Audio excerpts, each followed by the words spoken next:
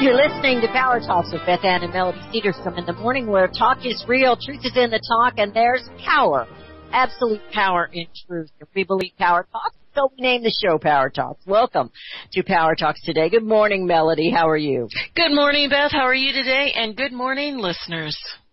Good morning, listeners. It's a good day. It's a pretty day here in the state of Missouri, and the sun is shining. We're kind of having temperatures on the lower end, with it makes us feel like we're going into fall. Soon we're going to have to put those open-toed shoes and the sleeveless dresses away, and I'm not looking forward to that at all. I wear sandals until it snows. Well, people look at me like I live at the beach, so I can do that. You can do whatever you want, Melody. We've reached that age. I want to add, before we even get started today, I've taken a little guff because I announced it on your show, and I think I mentioned it. I know I mentioned it on my show later about Joel Osteen's church, and it was not open for the Lakewood. Doors were not open to the victims of the Hurricane Harvey. He has now opened the church. The church did have some water in it as well, down in the basement, but I've been taking a little guff on it. There's somebody that's been giving me a hard time sending me emails, and but according to his Twitter feed, he did not say the church was closed, but he did not say it was open, and he never mentioned that it had water in it, just that they weren't going to open it at that time. Anyway, they have opened it now to a few hundred people. He said they would take a couple hundred people in there. So I have to give him credit right now where it's due. He is opening the church, and so I will let everybody know that is what's going on at this point in time. So I wanted to get that out there to correct what I had said, even though what I had said had come from several different news sources, including CNN and Breitbart and Newsmax. It had come from several. So it was the truth. It just didn't elaborate on some of it, I guess. Yeah, and yeah, but you would even think, well, not just, but Beth, thank you for bringing us that update, and you must have gotten a lot of heat. Yeah, I did. I got some heat. Lots of heat. Somebody got on to me because they told me I need to called me a reporter and said I need to do a better job of investigating when I was a reporter. And I go, well, I'm not a reporter. I'm just sitting here trying to graze the news feeds and do the best I can with the tools I've got, as the old boss used to say. And we do rely on the listeners to correct us. And, we don't claim to be infallible. We're trying to bring the truth to you. The truth was it was closed. In his Twitter feed, he didn't say anything about some of these other things in there, but now it is open, and we are glad that another couple hundred people have a place to go. I saw something on the news. I don't remember what program it was, but they were talking about the difference between an investigated journalist and an analyst. And those who are streamed across all of the, different mainstream media programs, many of them are not journalists. They call themselves investigative journalists, but they're really analysts. They analyze the news and so forth, but they always fail to, comment on the distinction of what they're employed. They work for various organizations and so forth, but and that is an important thing. So I view us as more analysts. Well, we can only bring to everybody what we get, and I try to go on. I know you do the same thing. You go on so many different news feeds and trying to discern and bring the truth out of all these. Usually if it hits several different feeds, I think, well, there must be some truth in it. But we're not investigators. I don't have a high-rise office with lawyers and investigators and reporters. It's just little old me. And the same here. I mean, and I'm just shocked sometimes at stories that are sent to me and what people believe, and it's on both sides too. Absolutely. Stories that are sent to me, and all I have to do is, maybe do a little investigation. It's like, well, you know what? Until I have some more proof, I need proof, and I need to see something that confirms what I believe is proof. And, I just don't run with a story just to run with something. And, let's take and I know we're going to talk a little bit about, a little more about Houston today. There's good stories and terrible tragedies that are happening in Houston. And we focus on Houston. Beaumont, Texas. It's just not sections of the city and I don't know how big Beaumont is. I don't think it's that small of a town. But it's not portions of the town that are underwater. The whole town is underwater. They had 26 inches of rain overnight. And they focus on Houston, and I get that, and I understand that. You probably can't get to these other areas, for all the camera equipment and for the safety of the reporters and so forth. I understand that. But the whole surrounding area is just complete devastation. And I don't know what you thought about President Trump visiting and the comments that he made yesterday while he was in Corpus Christi, and I think he went to Austin too. I don't know your thoughts on that. I've got mixed views on that, so a lot of tragedy, but a lot of good things. I didn't get to hear everything he said, so I don't know if I'm a real good judge. I didn't think he said anything bad, but from what I saw, what I heard, so I was kind of judging by what some of the others were saying about him coming in there, meaning those who were there. Senator Ted Cruz is just praising him, and so is Governor Abbott and some others that are there that are just really, this is devastating. This isn't, Katrina was horrible. This is even worse than Katrina as far as what has happened. And the area it has caused. Area it has affected.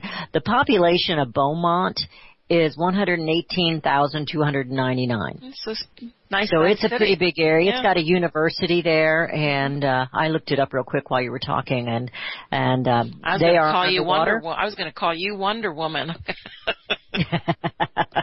Yeah, they wonder what I'm up to sometimes, but there have been stories of human interest that are coming out, and stories of just horrible. You were telling me one before we went on the air. I did not see that. I was trying yesterday to find more of the good things where everyone's helping one another. You watch these pictures and these videos, and they're all out there helping one another, picking up people and carrying them through the water, and the animals that are there just drenched. They look as confused and lost as the people do, the dogs, and it's just it's devastating, and we haven't even seen the brunt of it yet, because when the water starts subsiding, that's when we're going to find the death tolls are going to rise, and we're going to find people that are missing, and it's just it's horrible. But here, this is a good story. Let me bring a good story before we talk about some of the bad stuff that's gone on down there. This is some bakers, Houston bakers. They're shut in by the Harvey, and they bake hundreds of loaves of bread to feed the hungry storm victims. It says a group of Houston bakers employees stuck at work for 2 days due to floodwaters spent their time wisely by baking hundreds of loaves of pan dulce bread to ease the hunger of fellow victims. They kept themselves busy. They were doing something that was good. The baker's generosity has brought it a host of new fans with the posts about bread being shared thousands of times, breaking bread together. That is a heartwarming story of they kept themselves busy because they were trapped too, but they kept themselves busy and made the best of the time they had. So how did they have power? I guess they still did. I don't know. They still had power, so they were able to bake. Maybe they were, I don't know, I was going to say gas ovens. I don't know. Said they still did, though. I mean, they were able to keep it going. Well, I think there were sections of of areas that did have power, which is just kind of bizarre, like as I think we talked about this yesterday, on one side of the city, there's someone talking about, they're doing this and doing that because they have power. And then the other side is just being totally devastated. And you know what? There's a lot of talks about how quickly, Houston does have a lot of money. There's a lot of money there. So I would expect it to, come back maybe a little quicker than, areas of Katrina. Katrina, the poorer sections of New Orleans are the ones that were totally destroyed, and these people had nothing, and they had to move them to various parts of the country and so forth. And I don't know if you'll see that in Houston, maybe some other areas surrounding some of the flooding that's gone on. But there's a lot of money there, and a lot of those the oil industry is just like there was the largest oil refinery is shut down. They're going to pump a lot of money in there to bring Houston back to where it functions. So not to say that it's going to be quick for some. Well, I read. Go ahead. I read where the revenue from the Astros games at the Trop they're donating $1 million to Houston, to the relief there. Major League Baseball has decided to donate revenue for this week's series between the Texas Rangers and Houston Astros to Harvey relief efforts. Well, couldn't every one of these major baseball teams do that? Baseball, football. Absolutely. They've all got money. They could. They're rolling in the dough, let's put it that way. They could all step up and do that. We know that Americans across the way are donating, and I got, just before we went on the air, I got this, Israel is sending aid to the flood-battered Texas. Said the loss of people's homes can easily put them into a downward spiral of despair and depression. Cleaning up the mess helps create a positive momentum towards rehabilitation and recovery, and that's come from Yotam Palizer. I don't know if I'm saying that right. But anyway, they're sending, and they're hoping that other countries will also send aid. You know, how many times does the United States go in when there's a tragedy and we help and assist? And here we are now. Once again, we're in need. I don't remember if we had any of that during Katrina or not, if we had other countries helping and sending in aid, but we do need that now, because this is a vast area. And while Houston was, I'm sure it had its poor sides too, a wealthier part of Texas in some respects. There's also outskirts that are not. Even the wealthy, this is going to be something that they're not going to come back in 1 or 2 generations. It's going to take a long time. I think the infrastructure, it's not going to be the people, the citizens. They're always the last ones to get help. But the infrastructure, I would think, if Houston would come back a little bit sooner because of all these multinational corporations and the oil industry and so forth. Houston is the 4th largest city of the country, so they're going to get their infrastructure back quick. But the people, there was one, and we're going to talk a little bit later on, the GDP was released, but they're predicting that 500,000 flooded cars and trucks could be scrapped after Harvey. Yes. And, people have loans and leases on these vehicles. Not only do you have a home that a lot of money is going to be coming out of your pocket, money that people don't have, now they're going to have to deal with the loans of their cars.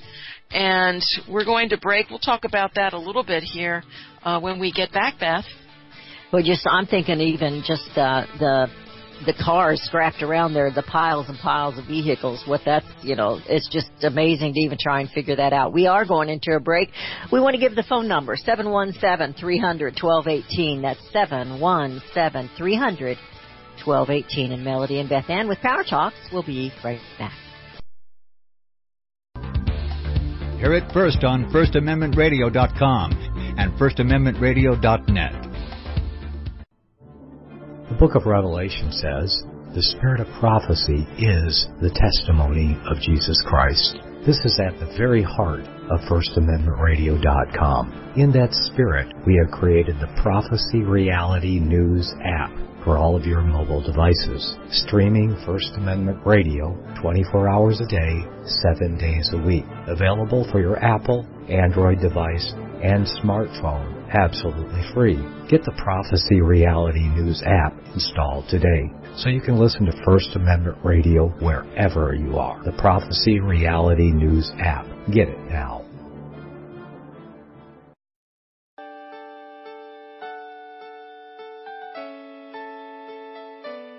The program you are listening to is 100% sponsored by you, the listener, on this First Amendment Rights Media channel. You will notice that there are few commercials on this radio network. There's a good reason for that. Corporate advertising dollars come with strings that limit program content. So without your help, these programs cannot continue on Internet or our several affiliates. If you benefit by the educational law programs, we ask you to give. If you are admonished or nurtured by the Bible and ministry programs, we ask you to give. If some voice a cause that you are passionate about, we ask you to give. If you believe in any of these, we ask you to support them as you would a missionary on a continual basis, as if giving a tithe for missionary radio. These programs are not commercially viable and must be supported by those faithful to the cause of truth. Look for the button to sponsor your favorite programs at our listen and schedule pages on the Internet. Then, when you subscribe, we will send you the last quarterly MP3 CD of that program immediately, and continue to do so with each new quarter. We will also give you unlimited archive access to all of our programs. We're asking you to give much less than a tithe, so that you may also send support directly to a particular program host, cause, and anywhere else the Spirit may lead you. Do all to the glory of our God and Creator, for His holy nation, the only kingdom that will last forever. Thank you for listening.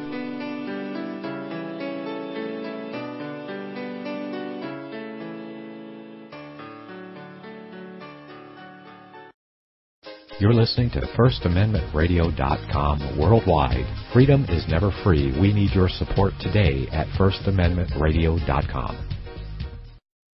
And we have returned to listening to Power Talks with Melody and Beth Ann in the morning, and we welcome you to join us.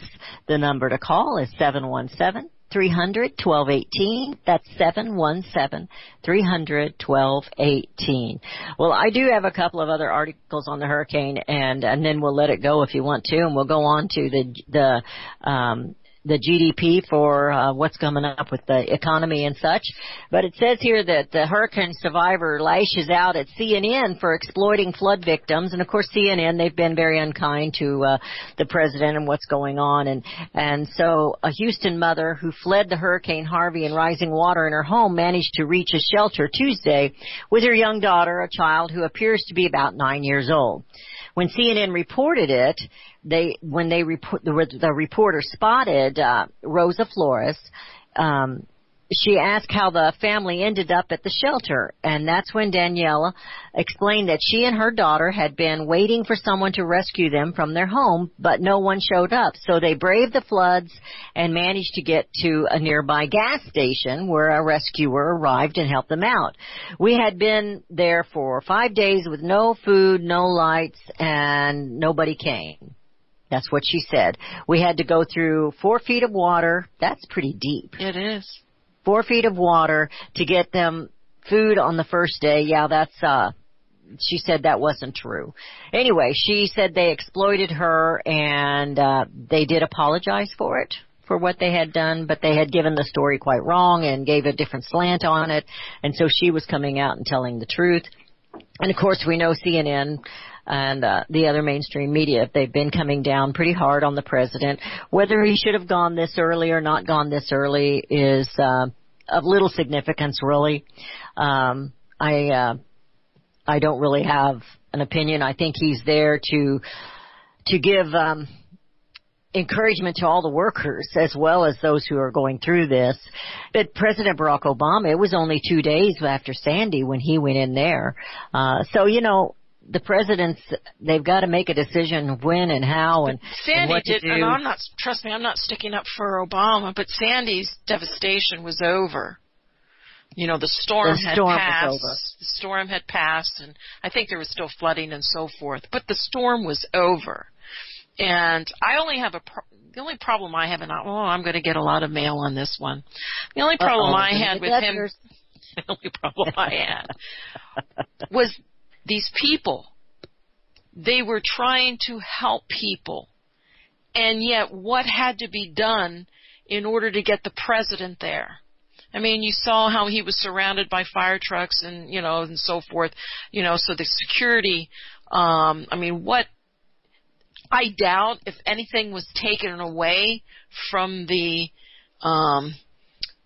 rescue efforts, but still it puts a strain on, the governor and, when they should be doing other things than just doing press conferences to say that and, promises given that probably won't come true. Oh, we're here to give you all the money possible that you're going to need to get. And yes, you need words of encouragement, but not promises that might not be fulfilled. Yeah, so there are some things that, if you wanted to go down, but just waited till the storms were done. That way, people in the worst flooded areas like Beaumont and so forth, and I'm sure he will probably go again. I'm sure, or Pence will go. Yeah, he's planning on it. They've already announced that he will. Yeah, so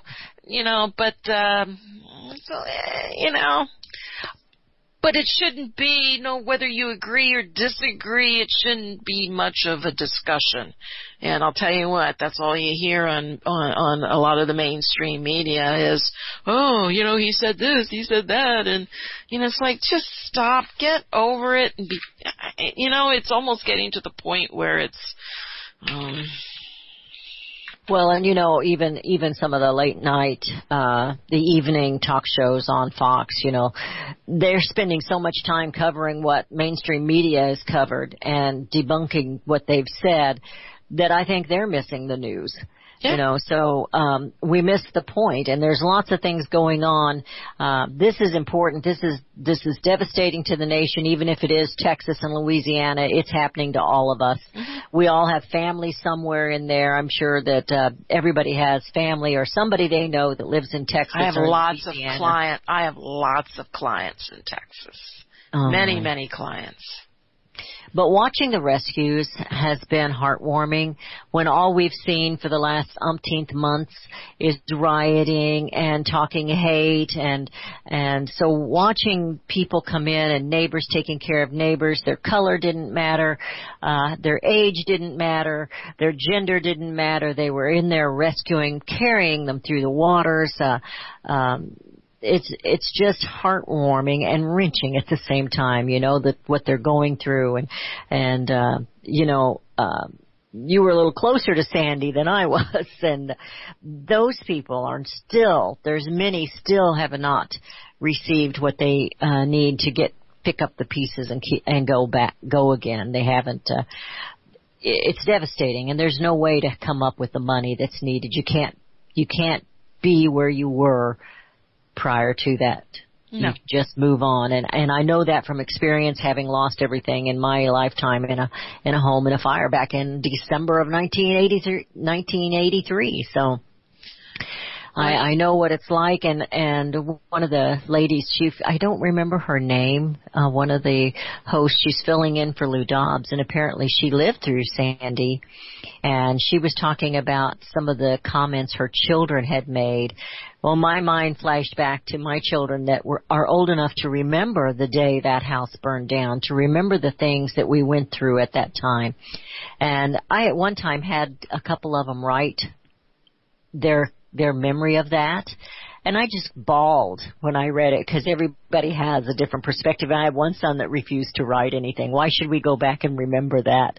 Something that hurts, He didn't want to write anything about it. He said, we've moved on. And I was in agreement, but at the same time, I wanted to know how they felt. And her words about the children really tugged at my heart because these children that are going through this, losing, some of them have lost their parents, they've lost their friends, they've lost their home, they've lost all their toys, they've lost their clothes, and they're relying on adults now for where that next meal's coming from. They don't have that security right now.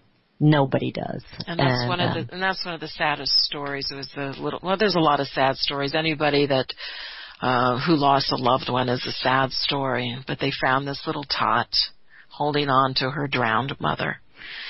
And it's just like, it just brings tears to my eyes when I just vision the picture. And I know, however, there's another tropical storm, Irma. They're looking for that to strengthen. That's tracking across the Atlantic this week. And the big question is it going to affect the United States? It's going to take about a week for the system to make its way westward. And so they're tracking this very closely. They're looking for the Eastern Caribbean. They're going to be monitoring the progress of this. It's a little too early to say, exactly how it will impact the U.S., but there is a possibility that it will turn northward and affect the East Coast. So they pretty much have said the conditions are favorable for this system to go up along the Carolina coast. And they say residents who live along the East Coast or have interest in the Caribbean Sea should take time to review emergency procedures and make sure they're prepared for extreme tropical conditions. So this will bring heavy, rough seas, heavy rain, strong winds over the North Atlantic into this weekend. So I think the waters we've been very cool. It's like fall-like temperatures for the past 2 weeks. And I don't know how quickly the waters can cool. I don't think our waters are as warm as what Harvey found in the Gulf to make it create the size that it did. So I'm certainly not a meteorologist, but, I can put 2 and 2 together, and I'm hoping that with the cooler waters, if the system goes northward on the East Coast, the waters will be cool enough to keep it from turning into a major hurricane. So when you have one hurricane go through like Harvey, every little tropical storm just gives your heart. It's like, oh no. But I'll tell you what, I moved to I've only been here on the East Coast by the beach. I'm not on the beach. I'm inland a couple miles. But I don't take things lightly. No. And, my cousin, my family is very, they're, very involved in city politics and so forth. So, they get direct news right from, the higher ups and so forth. And, it is funny how the information is released, to the people and so forth. But I'm out of here. You're not going to stick around. I'm not going to stick around. I'm going to get my little dog Ruby, and I'm out of here. There's no point sticking around. I really don't care what happens to the house. I'll deal with it later. And because no one's life, not my little doggie's life, my life is worth sticking around to, protect the things that are in it. It's just stuff. That's right. And times like that is when you realize that's just stuff. And life is much more important. And we do want to pick up again. We do have to move on. And you do have to have a place to sleep, place to eat, and that kind of thing. But like we said yesterday, many of these people are going to come back, and many of those companies that have been wiped out, they're not going to be able to start back up. So jobs will be gone as well. And it's going to be a whole new start for many of them. In the blink of an eye, life changes. And it is for many of these. And they need our support and encouragement, and they need our prayers. Absolutely. They need our prayers. I just want to touch on this briefly. A couple of weeks ago, and this really, before we talk about cars and GDP and things like that, Marco Rubio, he's calling for a temporary protected status for Venezuelans. Now everybody knows what's going on in Venezuela, and their inflation rate is expected to be 700% by year end, and people are I'm sure everybody's heard about or read the stories about what's happening in Venezuela. But he comes out and he's been spending months pushing the White House to expand a temporary program that would allow the Venezuelans to flee the regime and stay in the United States. This goes back all the way to March 20th, that he's asking Tillerson and Kelly to review the existing conditions in Venezuela and consider granting temporary protected status to eligible Venezuelan nationals residing in the United States. In light of the ongoing political, economic, social, and humanitarian crisis in Venezuela, it is not in the best interest of the United States to deport nonviolent Venezuelans nationals back to the country at this time. This is what the letter reads. President Trump, who continues to talk tough on immigration, he hasn't indicated that he is open to extending the program to another country. We already extend that program to 10 other countries. But the temporary protected status allows them to flee the violence and to live and work here legally. And they can contribute. The letter goes on and talks about they can contribute to our state's diverse communities until it is safe for them to return home. And that's just, it just continues to go on. And yes, I feel bad for those people down there, but I do too. But socialism. This is what happens. That's what it is. This is what happens. And Venezuela at one point in time was one of the wealthiest countries in Latin America. And it should be now. Should be now. And everything was all fine and dandy when you had high oil prices, because that's what, that's how the country was, what it was all based on. But once the oil prices tanked, so did everything else. And then you got Maduro in there, and, he's changing things around and so forth. And, we put sanctions on him. I didn't go for that. I don't think we should have put sanctions on him. But anyway, it's, Well, he's got the support of a lot of the Democrats. He does. I noticed that, yeah. Yeah. That's scary. Debbie Wasserman Schultz and Democrats Bill Nelson and Alina Ross-Litinen. Mm-hmm. Carlos Cumbella, and of course a lot of those have ties to that, I guess, but so that's kind of, we'll see how that plays out. So a refugee is a refugee, but again, that temporary status is extended to 10 different countries, so same old. What changes? It's going on. It just keeps happening, doesn't it? Yes, it does. Well, you had something on Wasserman. Speaking of Wasserman. I did. I'm not sure where I put it. The guy that is in trouble that she helped, that I won, he still has, here it is, he still has clearance.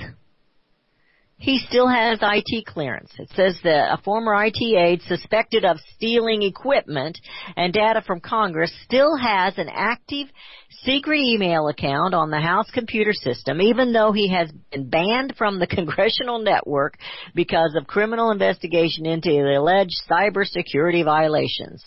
This is coming from the Daily Caller. He still has an active email address, and it's linked to the name of the House staffer who specializes in intelligence and homeland security matters for Indiana Democrat Representative Andre Carson.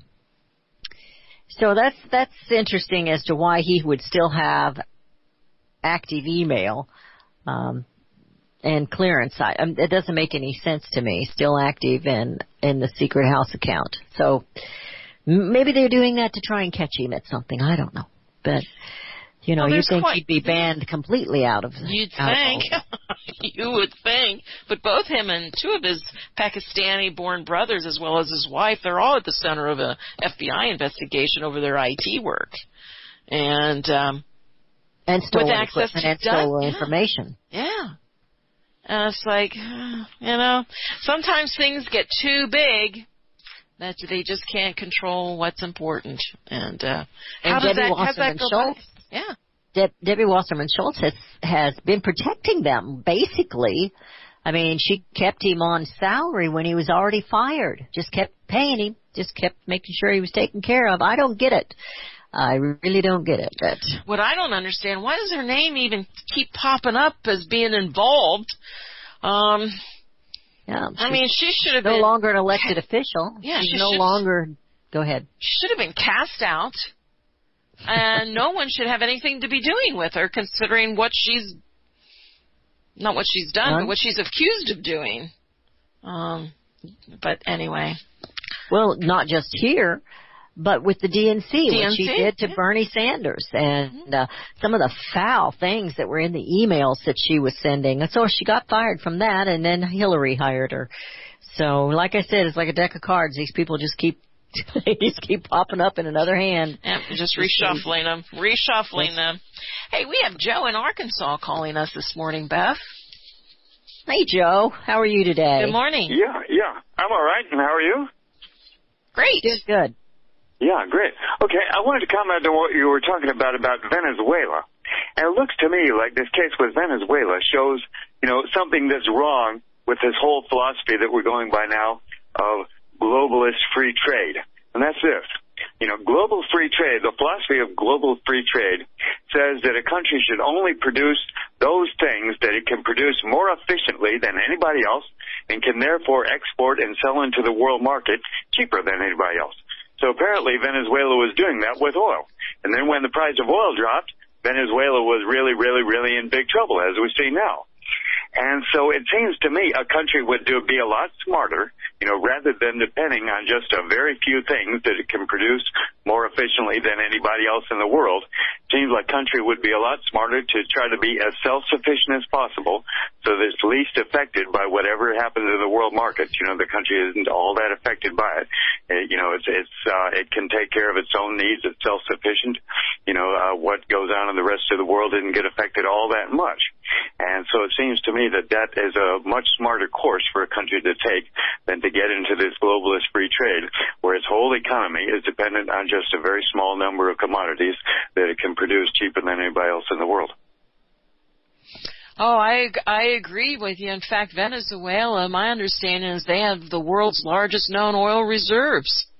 So, and again, I believe true when you get into globalization, and they're known also, I think, probably coffee and, I don't know, maybe cocoa or something, but, I think when you get into globalization and they, who knows if they played the game, but they're known to have the world's largest known oil reserves. And has been one of the world's leading exporters of oil.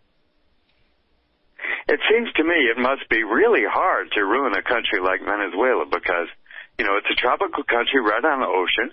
It would seem that they would have excellent fishing there, being right on the ocean there. And it seemed like being a tropical country, they could grow lots and lots of fruits and vegetables year-round. They could have excellent farming there. And then I understand there's mountains and hills in Venezuela, and they have a lot of minerals also and so on like that.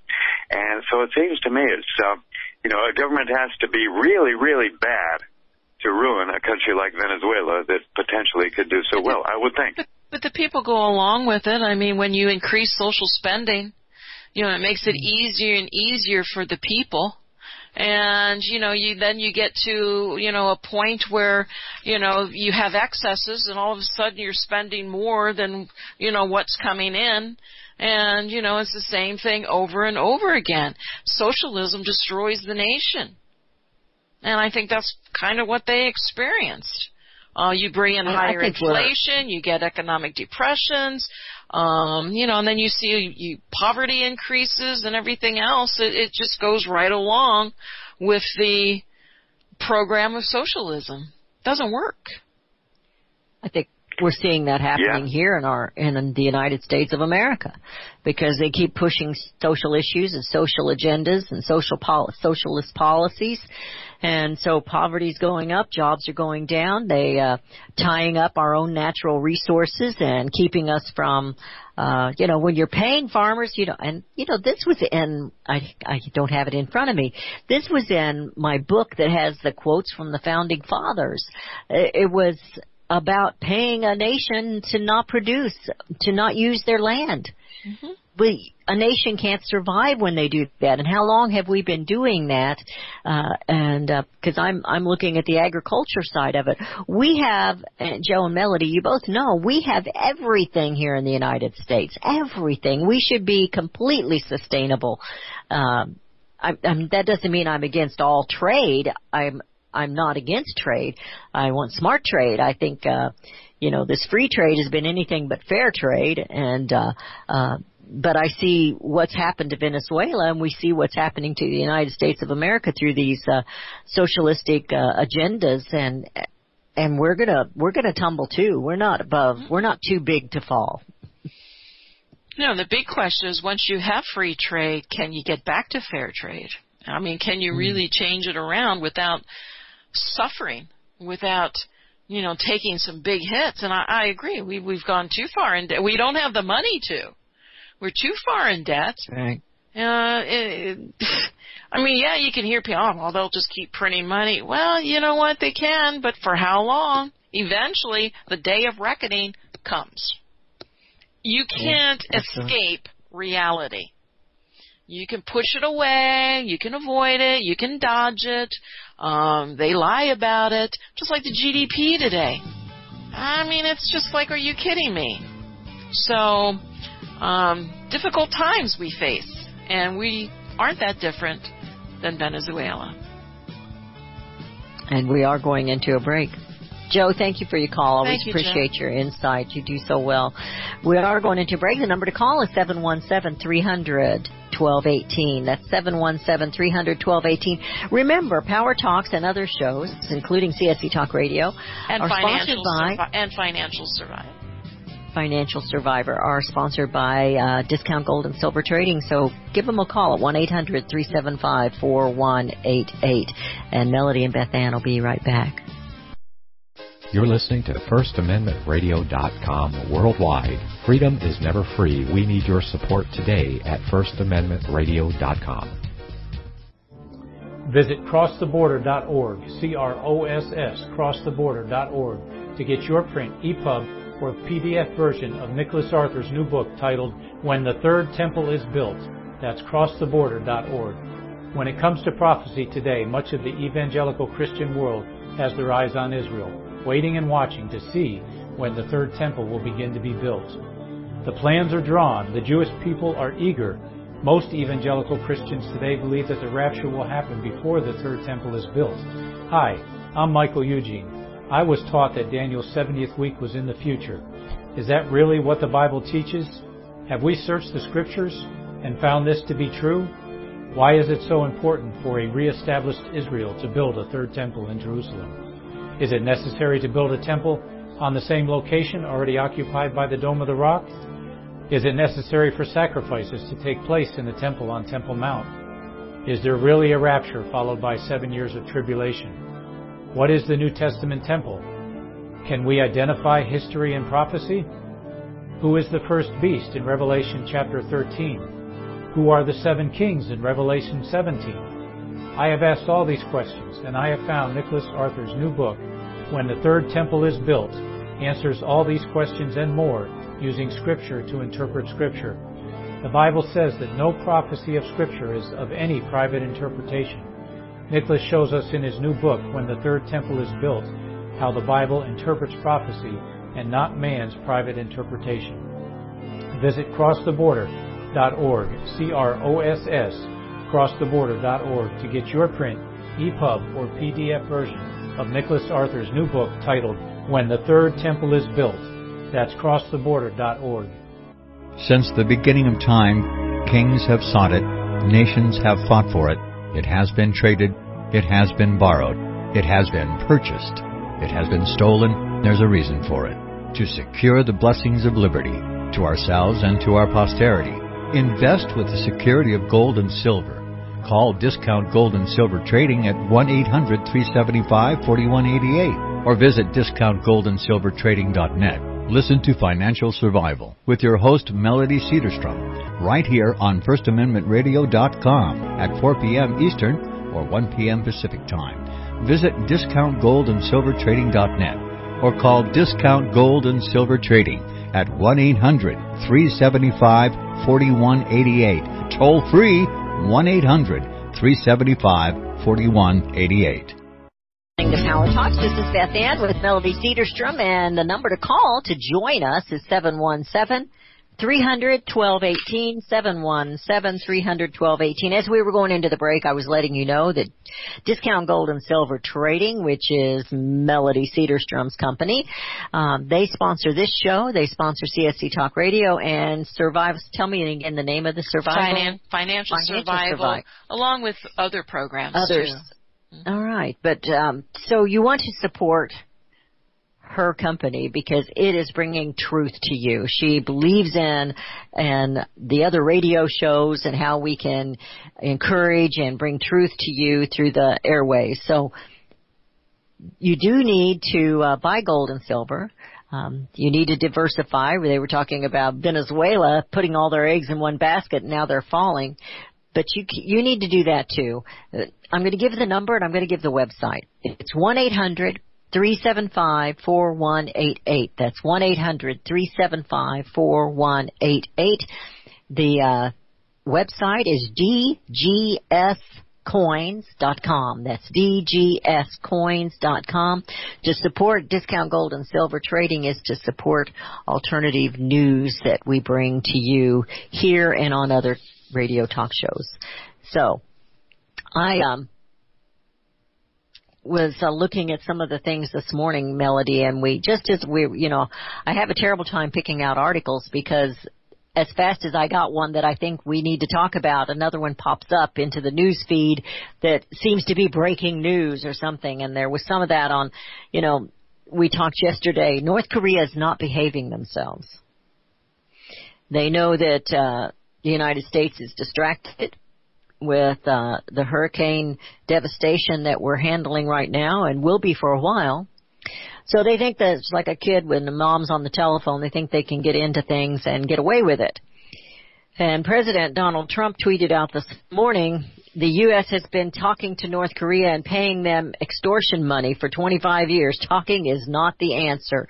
So he says words are not going to work. John Bolton, he says that an early strike, and I didn't get this one to you. I got this just before we went on the air. He says that an early strike is less risky than doing it later. So he's all about doing something now to striking them. This is all kind of scary to me. We've lived through wars. We've lived through the Vietnam War, through the wars in the Middle East. This would be, I hope I'm wrong, but I don't think I am. It'd be a worldwide war, and I just hate to even think about that. But it would be. And, everybody says, North Korea is just a little country. Why don't we just go in there and whack them? And I even saw where there was, some governments that are preparing to perhaps do that, but only after a situation with North Korea has, because he does hide away in those mountains and so forth. Defense James Mattis, he had previously said that, any war with Korea would be tragic on an unbelievable scale, describing the conflict as catastrophic. And so we're just not dealing with North Korea. We're dealing with Iran. We're dealing with China. We're dealing with Russia. And those are the countries that everybody forgets. And so based on being something so catastrophic, I think they'll do everything in the power to keep it from going there. But what do? You're going to put more pressure on China? Well, who really controls China? We don't. They own so much of our debt. I'm sorry. China has built up their military on all of our dollars that we bought their little trinkets with. And it's just like, don't people see the big picture? You hear people talk about communism and this and that here in this country. Well, hello. The second biggest economy in the world is China, and guess what kind of a government they have? Do people forget this and think that it makes a difference? We've financed China's military. In fact, Clinton gave China secrets, I believe. I can't remember the guy's name. I think it was Wong or something. Back in the 90s, there was this big deal where, we gave them a lot of our, maybe it wasn't secrets, but a lot of our technology for their military. I mean, we helped build them up. So now who controls who? Well, and they talk about the Russian hacking, but China has been doing a lot of hacking and taking some secrets. Everybody hacks. Industrial secrets. And that is something that's been an issue, and nobody wants to talk about that. A lot of these governments are communist or lean on the communist side, and here we are going through some of the hate and the things here in the United States. I don't know if I can find it here real quick. I'm doing several shows today, so I was trying to get all kinds of information together, and I've got different folders for each one of the shows. I just got through telling her, okay, that one's going in the green folder for the next one. But here's one that came around yesterday. And it says the Nazis, the National Socialist Workers' Party. That's where that came from, the National Socialist Workers' Party. Workers' Party USA was created by Trotskyites, and the KKK was created by the Democrat Party. And it's got the anti-fascist emblem and the Communist Party of Germany's emblem, and they're exactly the same, except the flags are going a different direction. But other than that, they're exactly the same. This goes back to a show that I'm going to do here in a couple of days on our history. Why history is so important. So here we are, and we're dealing with these communist countries, and we simply ignore the fact that that's what they are. Now, we can't go in and change them. Don't get me wrong. I'm not ready to go in and change their governing. We need to take care of our own governing, but we see it collapsing here. We see our republic collapsing because of all the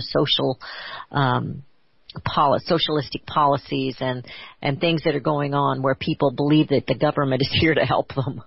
And the government has never done anything to help anybody, really. Not really. No, we shouldn't go in there and change them. However, all the trade agreements that were completed, certainly wasn't done for the benefit of the United States. It was all done for the multinational corporations. And yeah, I do have a problem with them because everything that they've done, they've helped destroy this country. And financially, we've gone into debt. We subsidized everyone and everything to the point of how long are we going to continue to subsidize just so they can continue to go out and continue to become more powerful, more wealthy, and globalize the world to where we do have a one world government, to where we do have a one world religion, where we do have a one world currency. That's their goal, and they're going to continue to promote and grow their ideas and their desires, their programs until either something stops it or it's completed. And it's really that simple.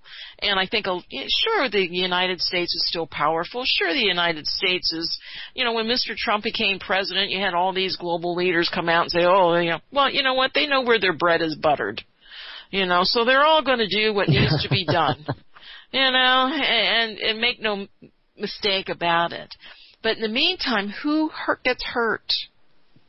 Whose liberties and freedoms are taken away or minimized? It's the people of this country. Comes back home. Mm-hmm. And we work harder and harder. I hear it every day. Melanie, I work harder and harder and I don't seem to get anywhere.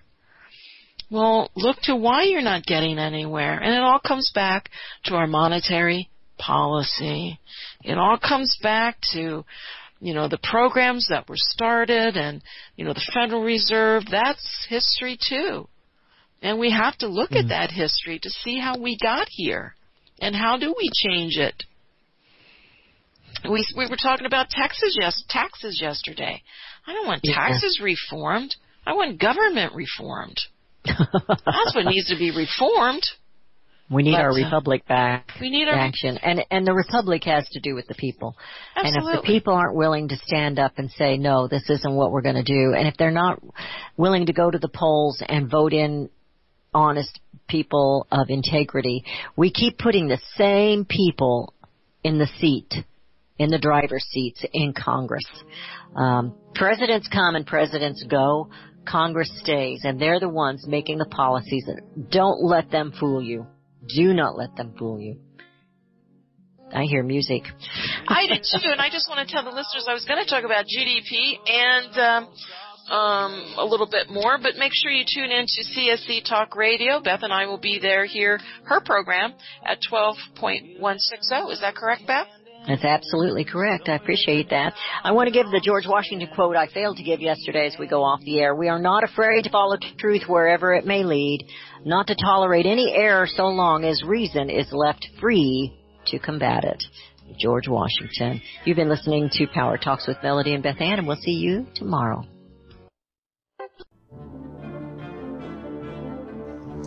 Visit crosstheborder.org, CROSS, crosstheborder.org, to get your print, EPUB, or PDF version of Nicholas Arthur's new book titled When the Third Temple is Built. That's crosstheborder.org. When it comes to prophecy today, much of the evangelical Christian world has their eyes on Israel, waiting and watching to see when the third temple will begin to be built. The plans are drawn. The Jewish people are eager. Most evangelical Christians today believe that the rapture will happen before the third temple is built. Hi, I'm Michael Eugene. I was taught that Daniel's 70th week was in the future. Is that really what the Bible teaches? Have we searched the Scriptures and found this to be true? Why is it so important for a re-established Israel to build a third temple in Jerusalem? Is it necessary to build a temple on the same location already occupied by the Dome of the Rock? Is it necessary for sacrifices to take place in the temple on Temple Mount? Is there really a rapture followed by 7 years of tribulation? What is the New Testament temple? Can we identify history and prophecy? Who is the first beast in Revelation chapter 13? Who are the 7 kings in Revelation 17? I have asked all these questions, and I have found Nicholas Arthur's new book, When the Third Temple is Built, answers all these questions and more using Scripture to interpret Scripture. The Bible says that no prophecy of Scripture is of any private interpretation. Nicholas shows us in his new book, When the Third Temple is Built, how the Bible interprets prophecy and not man's private interpretation. Visit crosstheborder.org, CROSS, crosstheborder.org, to get your print, EPUB, or PDF version of Nicholas Arthur's new book titled When the Third Temple is Built. That's crosstheborder.org.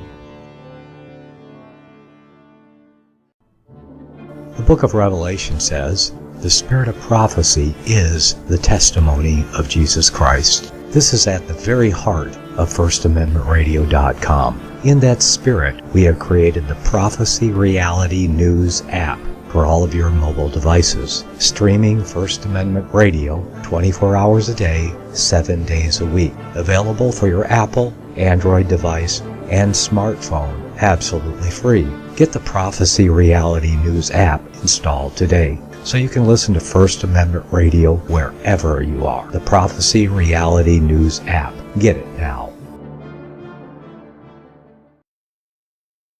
Since the beginning of time, kings have sought it, nations have fought for it.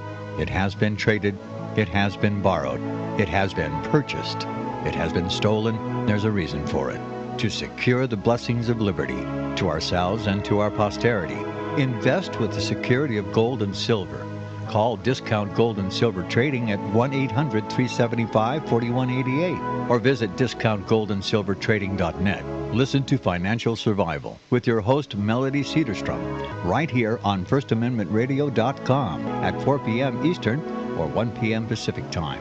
Visit discountgoldandsilvertrading.net or call Discount Gold and Silver Trading at 1-800-375-4188. Toll free 1-800-375-4188.